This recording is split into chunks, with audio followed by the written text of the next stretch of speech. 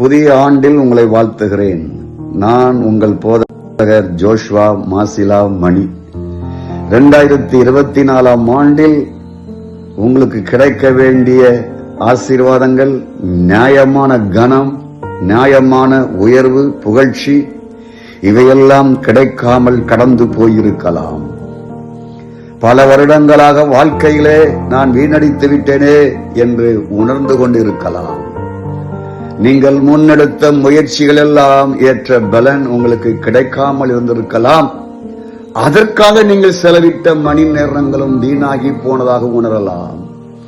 உங்களுக்கு கிடைக்க வேண்டிய நியாயமான உயர்வை 2025 தட்டி கழிக்கப்பட்டவைகள், எல்லா செழிப்பையும், எல்லா ஆசீர்வாதத்தையும், எல்லா பாக்கியத்தையும் நீங்கள் பெறுவீர்கள். உங்கள் சந்ததி பெறும் என்பதை சொல்லிக் கொள்ளுகிறேன். வீணாக போன வருடங்கள், வீணாக போன மாதங்கள், வீணாக போன மணி நேரங்கள் ஒருபொழுதும் வீணாக கடவுள் விட்டுவிட மாட்டார். நீங்கள் இழந்ததை அத்தனையும் 2026ஆம் ஆண்டில் நீங்கள் எதிர்பாருங்கள்.